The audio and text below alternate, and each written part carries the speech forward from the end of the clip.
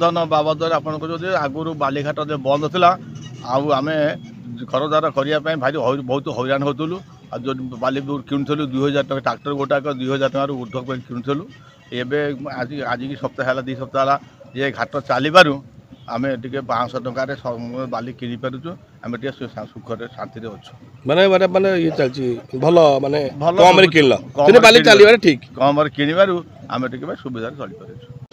କେତେ ଟଙ୍କା ଆଗରୁ ଥିଲା ଏବେ କେତେ ଟଙ୍କା ବାଲି ଆଗରୁ 2000 ପଡ଼ୁଥିଲା ଲୋକାଲରେ ନେଇ ପକାଉଥିଲୁ।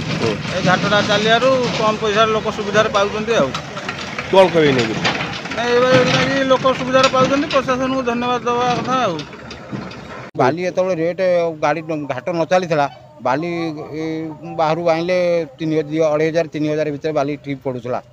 ଆଉ ଏବେ ବାଲି ଘାଟ ଟିକେ ଚାଲିବାରୁ ଟିକେ ସୁବିଧାରେ ଆମକୁ ବାଲି ମିଳୁଛି। ଆଉ କିଏ କାହାକୁ ଧନ୍ୟବାଦ ଦେବେ? ପ୍ରଶାସନକୁ ଧନ୍ୟବାଦ ଦେଉଛୁ। ଆଉ ଆମ